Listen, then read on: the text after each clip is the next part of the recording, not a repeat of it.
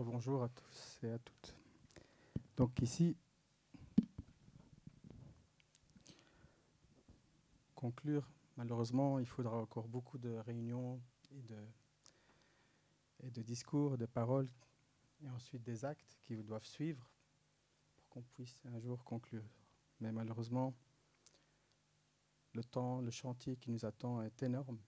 Et c'est le moment justement avec vous de démarrer, de commencer quelque chose ensemble, en coopération, en partenariat avec tout le monde ici dans la salle, nos invités et d'autres qui n'ont pas eu l'occasion de venir aujourd'hui. Il y a beaucoup de richesses, comme vous le savez, en Afrique, souterraines, mais les grandes richesses se trouvent sur la terre et pas sous la terre. Ce peuple africain, vous savez, bien avant la, la Déclaration des droits de l'homme, ils aspiraient à ces valeurs, donc au mieux vivre ensemble, au respect, à la tolérance. Et tout ça fait que nous devons beaucoup apprendre donc, de l'histoire. Et c'est pourquoi donc, je pense qu'avec cette réunion qui va débuter, une série d'autres réunions vont suivre dans le futur. Tous ensemble, on pourra trouver des solutions, on va tenter de trouver des solutions plutôt, et on échangera donc ensemble via nos mails, parce que là maintenant, plein de discours très enrichissants ont été tenus aujourd'hui, qui vont être analysés, qui vont être travaillés. Donc on va pouvoir donc, dans le futur analyser et ça tous ensemble. J'aimerais bien avoir vos points de vue, s'il y a des critiques, des suggestions. Comme ça, donc, on va déjà nous-mêmes s'améliorer. Donc c'est ça qui est le plus important. Et ensuite, proposer des résolutions. Que faire? Comment justement travailler en coopération avec les autres ONG qui sont ici, là aujourd'hui, cet après-midi présents à Bruxelles, mais d'autres encore qui n'ont pas eu l'occasion de venir. Et le continent, donc ceux qui sont dans le continent africain, qui nous écoutent, qui nous entendent, avec impatience, donc d'avoir de l'espoir dans le futur. Beaucoup ont perdu espoir, malheureusement, par rapport à ce qui leur a été promis, mais nous, en espérant donc de ne pas refaire les erreurs qui ont été commises par ceux qui nous ont précédés. Donc c'est pourquoi il faut aussi faire une étude par rapport aux échecs qui nous ont précédés, pourquoi les conférences qui ont été tenues sur la question des droits de l'homme n'ont pas abouti, n'ont pas donné des résultats, n'est-ce pas? Et ça, je pense que l'expertise des invités aujourd'hui, entre autres, donc docteur qui est présent et j'estime son discours en anglais doit être traduit et mettre au profit de ceux qui veulent justement apprendre de l'expérience donc de cette partie de l'Afrique qui est le Soudan. Vous voyez bien qu'il y a une guerre, malheureusement, qui est toujours d'actualité et que c'est pourquoi nous devons profiter donc, voilà, de l'expérience donc, de ceux qui ont travaillé sur le terrain. Alors là, maintenant, donc on a une double responsabilité. Nous sommes à Bruxelles.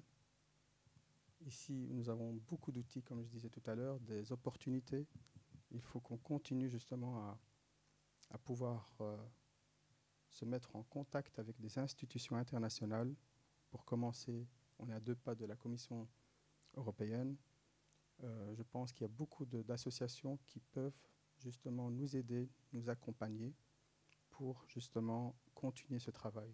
Donc, que ce soit ici dans ce centre, donc le presse, ou dans d'autres salles, on est prêt aussi à faire des déplacements à Paris.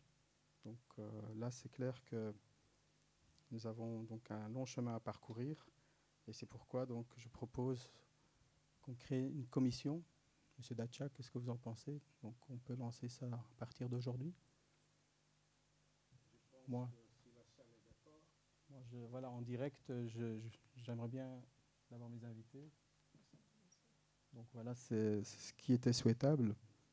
Donc de créer une commission pour ce thème qui a été lancé cet après-midi et de poursuivre ces efforts, encore une fois, tous ensemble.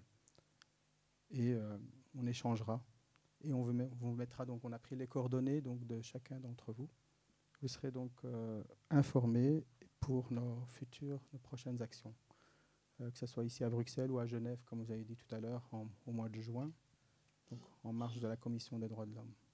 Donc voilà, si quelqu'un parmi vous a une question, voilà, ça fera plaisir de vous écouter. 10 minutes pour les questions, car il est important que la salle participe. Oui. Donc voilà, je crois que c'est monsieur qui a demandé la parole. Ma conclusion vient après? La conclusion? Allô? Le poème, il vient après? Oui, juste après. Ça va. Non, mais je suis un soft dictateur, je vous laisse encore une petite marge. Hein, voilà, c'est ça. Merci. Donc, il y a le monsieur. Oui, vous voulez un micro?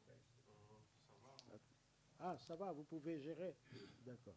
Voilà, donc moi c'est Alra. C'est pour appuyer monsieur le poète.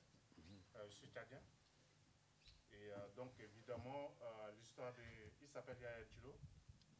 C'est le président du Parti socialiste sans frontières. Et l'histoire de la dictature, comme le frère avait parlé avant, Idriss Déby, le maréchal, comme ironie, avait tué la mère du chef de parti politique et son fils, maintenant, le général Maman Kaka, tue à son temps le chef de parti politique. Donc, en gros, c'est une dictature qui s'installe. Le père a fait 30 ans, 31 ans.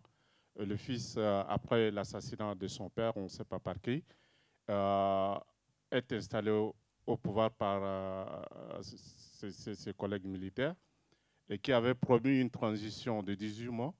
On est de 2021, on est actuellement en 2023. Il est toujours président. Et par comble, le Conseil national de transition a pu quand même sauter le verrou de la Constitution par référendum. Et donc, il est candidat actuellement aux élections présidentielles. Et pour revenir à Yaya Djilo, même le siège de son parti politique, qui était criblé de balles, le lendemain a été complètement rasé.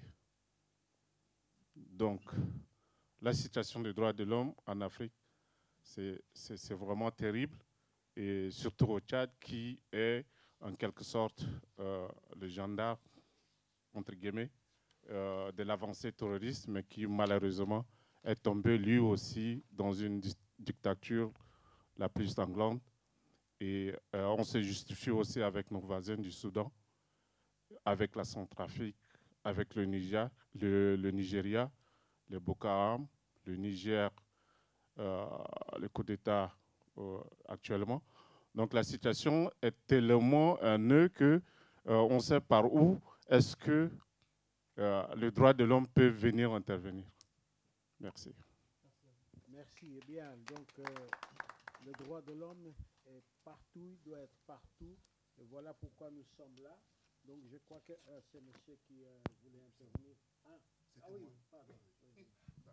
Allô? Allô? Non, c'est pas mieux. Bon. Ok, allô? D'accord, ok. Non, je ne vais pas être long. Je voudrais donc faire une proposition aux organisateurs de la présente conférence. Je pense que vous êtes tous au courant. Quelqu'un en a fait tout à l'heure allusion. C'est ce qui se passe à Gaza. Bien avant cette conférence, j'avais discuté donc avec mon ami Philippe, ici présent. Et nous nous sommes posé la question de savoir comment nous pouvons manifester notre solidarité, notre soutien avec le peuple gazaoui et le peuple palestinien de façon générale. Et l'une des pistes que nous avons identifiées, c'est nous approcher des associations et organisations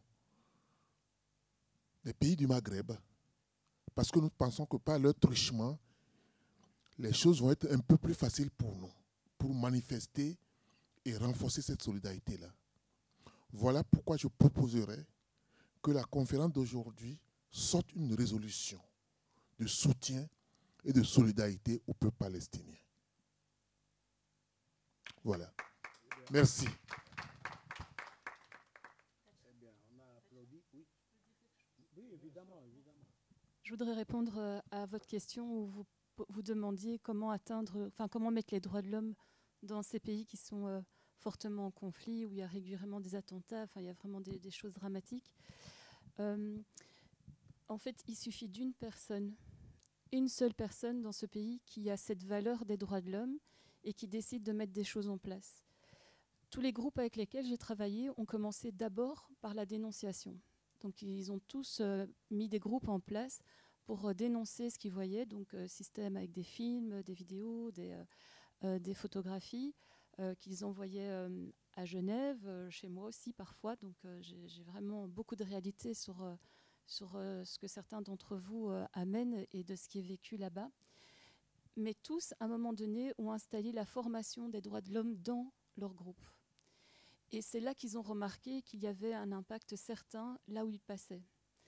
Ils s'y sont tous pris de manière différente. Par exemple, le monsieur au Mali avec qui j'ai travaillé ici au mois de décembre, à la base, il était détective privé et il dénonçait les conflits entre castes où on en arrivait à brûler des gens vivants en train de dormir, ou enfin voilà ce genre de scènes dramatiques. Et petit à petit, il a intégré dans son mode de formation la formation de se dire ok, là où je passe, là où je fais des photos, là où je vois ces drames, je vais laisser les droits de l'homme dans les mains des gens qui sont sur place. Et en fait, petit à petit, les choses ont commencé à changer. Il a commencé à éduquer des jeunes dans son quartier. Ces jeunes ont commencé à intégrer la ville de Bamako au travers des moments de thé des gens. Donc petit à petit, ces droits de l'homme se sont faufilés partout, et il y a des endroits où les choses se sont fortement calmées. Même chose avec le monsieur que je travaille ici, avec qui je suis en contact sur le Cameroun. C'était d'abord un groupe de dénonciation, et ils viennent d'intégrer les droits de l'homme ici depuis le mois d'août en termes de formation. Et déjà, ils ont 52 membres qui sont formés aux droits de l'homme, et ils sont en train de distiller ça, mais au travers du monde du syndicat, parce qu'il y a d'autres enjeux. Il y a des enjeux plus internationaux au niveau du travail chez ce monsieur-là. Mais en tout cas, il suffit d'une personne qui décide de réellement changer le terrain en amenant ces droits de l'homme. Et en fait, ça va vraiment très, très vite. Donc, je vous lance le défi de trouver la personne dans les pays que vous avez cités. Peut-être que c'est vous, à vous de voir. Mais en tout cas, il y a quelqu'un en tout cas qui a envie de le faire, et il faut juste que cette personne le fasse. Voilà. Merci. Quelqu'un d'autre qui veut intervenir? Ça, c'est une proposition, c'est une contribution concrète. J'imagine que vous allez prendre vos contacts via le secrétariat de toute façon. Voilà. Quelqu'un voulait intervenir encore? Ou quelqu'un veut compléter juste avant le poème, hein, parce que... Hein? Eh bien, donc je pense que nous allons... Ah, voilà, il y a mon collègue ici. Oui, j'aimerais bien... Le micro.